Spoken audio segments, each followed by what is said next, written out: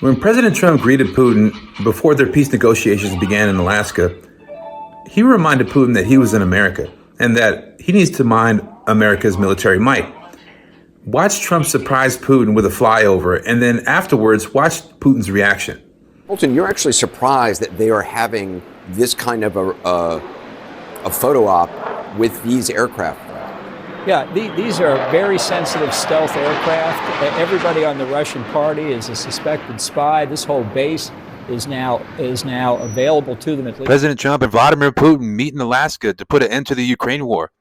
The left side and the right side have different views on the subject. Let's see what both sides have to say, and then I'll give you my take on it in the Vazquez report, and it happens right here.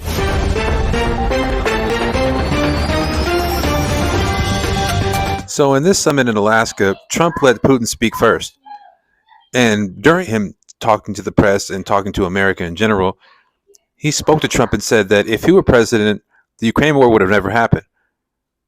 He basically confirmed what we've been saying for years. Check this out. Today, when President Trump saying that if he was the president back then, there will be no war. And I'm quite sure that it would indeed be so. I can confirm that. I think that overall, me and President Trump have built a very good, business-like and trustworthy contact.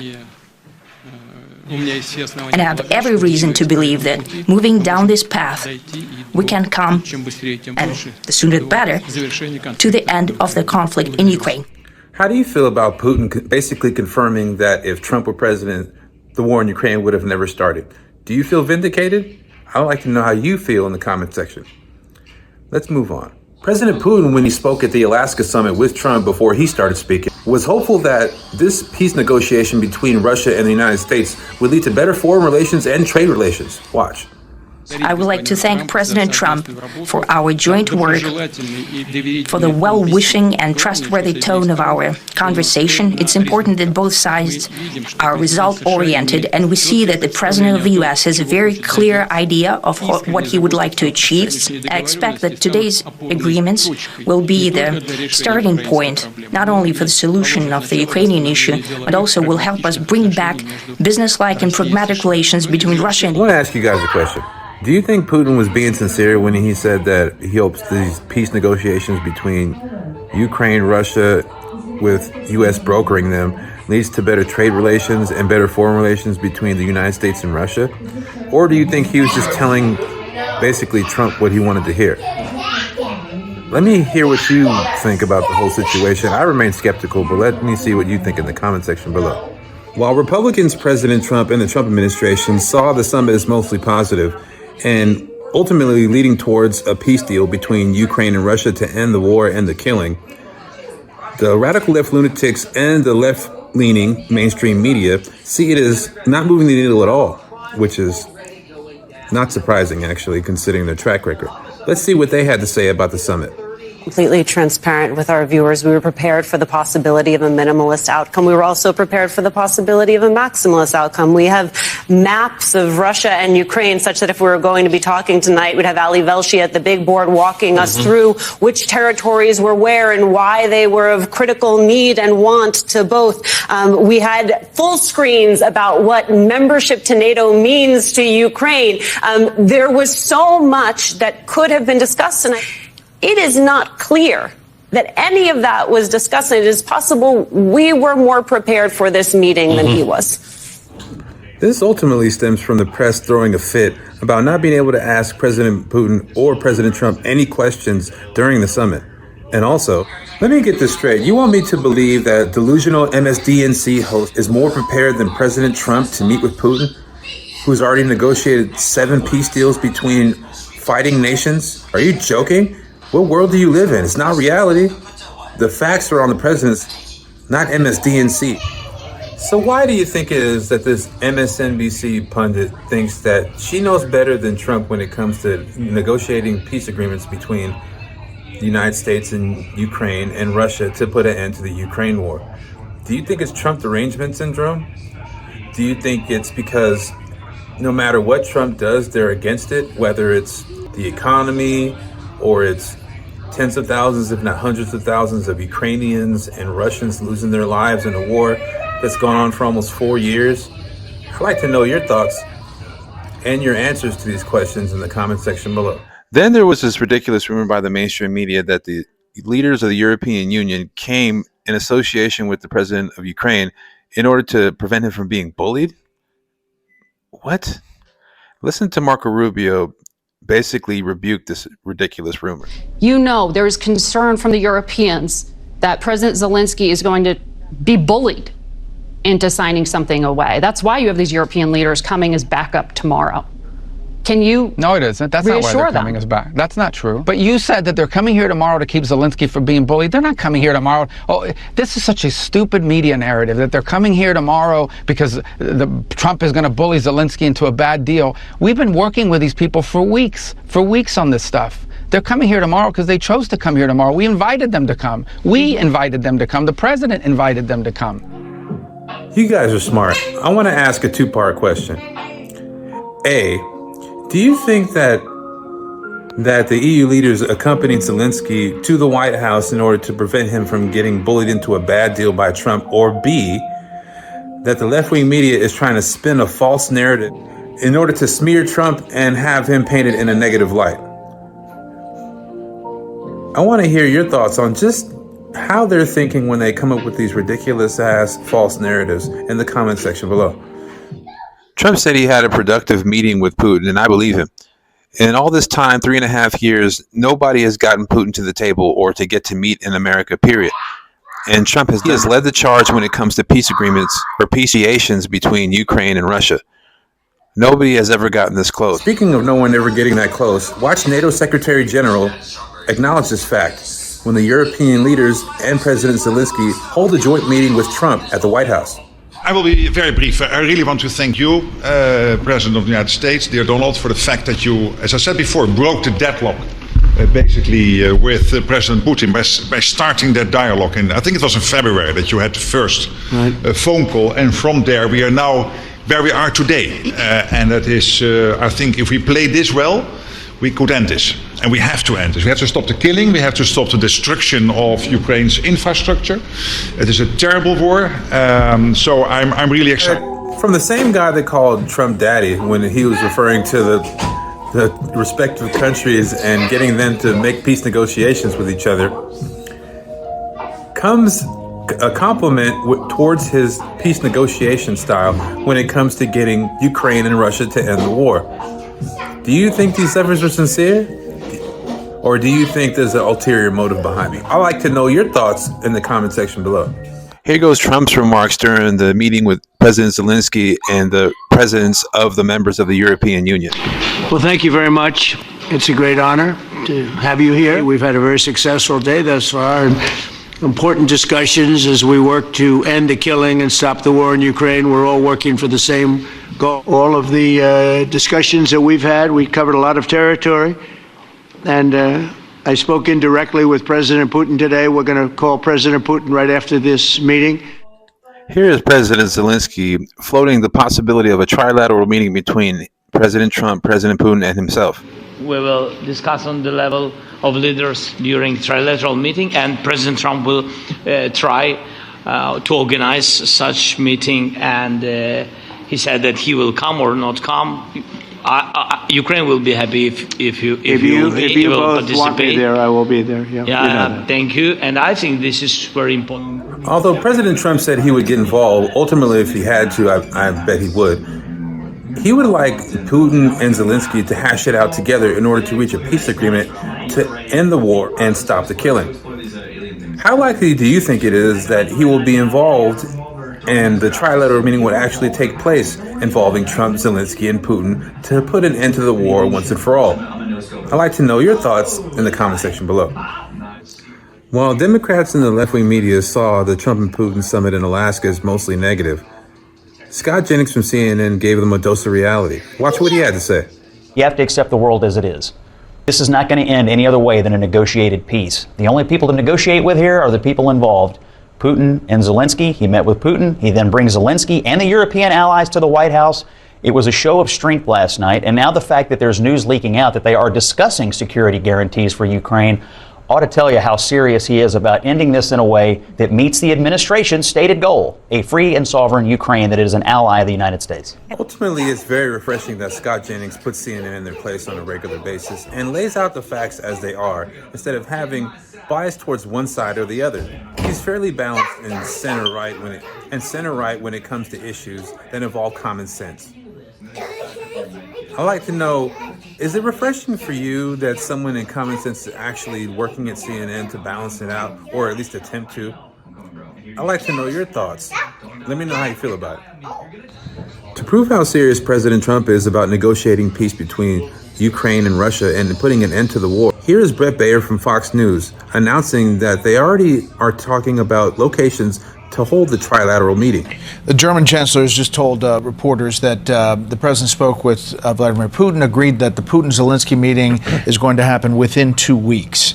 So that's from Chancellor Merz. Listen, we've got more with the panel. Final thoughts about today's White House. Well, it's official. Brett Baer has announced that President Trump is already discussing a trilateral meeting location between Putin, Zelensky, and himself to end the war. See how real diplomacy works and how it is to actually have a real president in the Oval Office? Aren't you thankful that we have a president who is actually pro-peace and not pro-war? I'd like to know how you feel about the diplomacy that Trump had conducted himself with in order to end these wars or establish peace agreements globally in the comment section below. At the start of the press conference following the Alaska Summit, watch Press Secretary Caroline Leavitt lay out the facts about who took what the Ukraine and who was president during those terms. President Putin publicly confirmed what President Trump has said all along. The war between Russia and Ukraine never would have started in the first place if President Trump were in office. This was always obvious to any person with a shred of common sense. Just look at what took place during the last 4 administrations. Under George W. Bush, Russia invaded Georgia. Under Barack Obama, Russia took Crimea. Under Joe Biden, Russia invaded Ukraine. But under President Trump, Russia did not invade nor take anything. After Press Secretary Caroline Leavitt basically laid out the facts, she roasted the fact that the left-leaning press was actively rooting against Trump in his efforts to end the war. However, one thing that has absolutely not changed is the media's negative and downright false coverage of President Trump and his foreign policy accomplishment. From the beginning of this entire process, much of the left-wing media has been actively rooting against the President of the United States in the pursuit of peace. Initially, the media ridiculously claimed that President Trump was somehow beholden to Russia for even agreeing to have a face-to-face discussion with President Putin inside of the United States. The media relentlessly attacked President Trump and claimed he suffered a, quote, major defeat. One of the people that claimed that President Trump suffered a major defeat was Fox News' own Jackie Heinrich. The way that it felt in the room was not good. It did not seem like things went well, and it seemed like Putin came in and steamrolled, got right into what he wanted to say, and got his photo next to the president and then left. Watch Jackie Heinrich then get confronted by Brian Kilmeade and do a complete 180 when Trump said that the meeting on a scale of 1 to 10 was a 10. It's funny. Watch her reaction. Said at the end of his written remarks, and he also said in a scale of 1 to 10, I give today a 10. So that's the president grading what he thought of the meeting.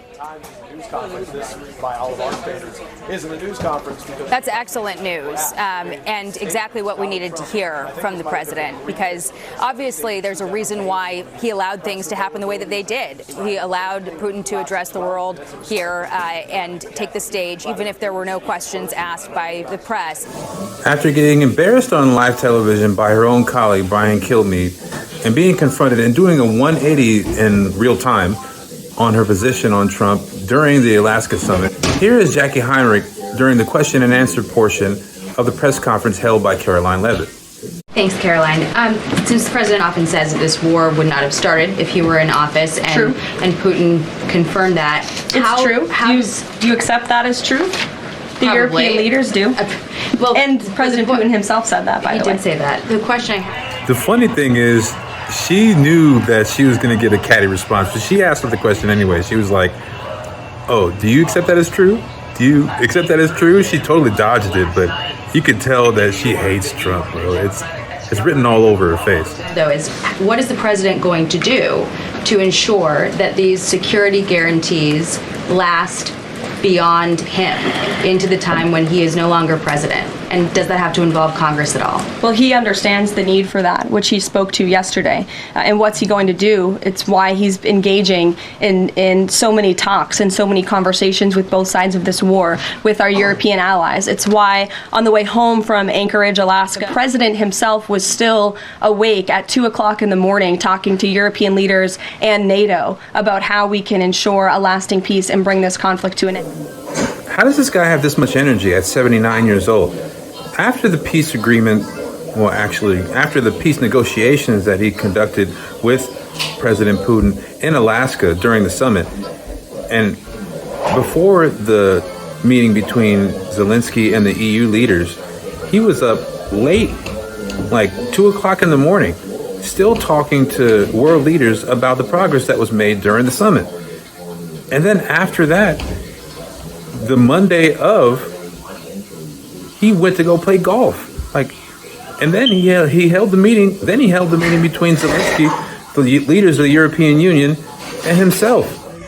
I think it's funny how Caroline Leavitt trolled the press and said basically that Trump has more energy and he's getting it done for America and he's doing more for America than you guys. I want to know how you feel about the way she questioned Jackie Heinrich during the press conference in the comment section below. I thought it was hilarious. Of course, the New York Times had to weigh in, and they got the same treatment as that ABC reporter right before he started asking questions.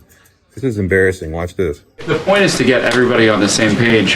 Why wouldn't Trump just take the call from Putin while the other leaders were in the room? He said it would be disrespectful to do that. But why is it disrespectful?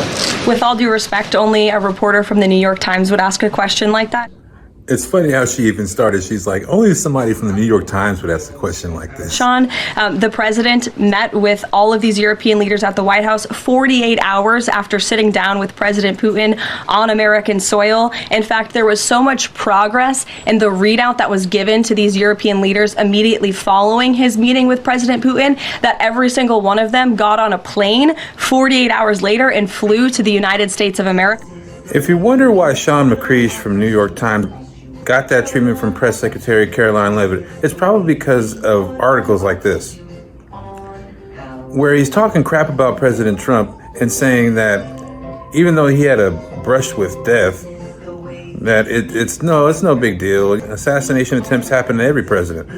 And then also on top of that, he says that Trump regards himself as a messiah, and who told him that he's having trouble with Kingdom Come? Did Peter call his cell phone? Did Michael the Archangel have his phone number? Is any of that necessary, especially considering the fact that Trump had 2 attempts on his life? What a fucking douchebag. I personally love watching the media get roasted, and probably you do too. Watch Caroline Leavitt roast this ABC reporter right to her face. As of right now, there is no ceasefire in place. We've seen Russia continue its attacks on Ukraine. What indications is the president getting from Putin that he wants to have this meeting with Zelensky soon? Because he spoke to him directly yesterday. And he expressed that sooner rather than later. He spoke to that directly yesterday, and the president put that in his statement that he gave to all of you, the news media, knowing you'd be asking following that conversation in the effort of transparency. If you're wondering why that was just short and sweet when it comes to Caroline Leavitt dealing with the ABC, or asked the question that was loaded from the beginning, rather, it's probably because she didn't bother to read the statement that was given to her by President Trump.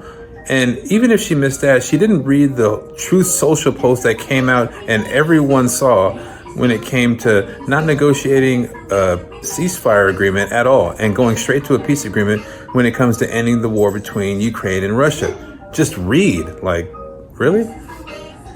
In case you forgot, this is the same reporter who was the one who was talking crap about President Trump when he went to the National Association for Black Journalists news conference, where they couldn't get their audio equipment to work and they arrived late. So in my opinion, she got what she deserved. But how do you feel about it?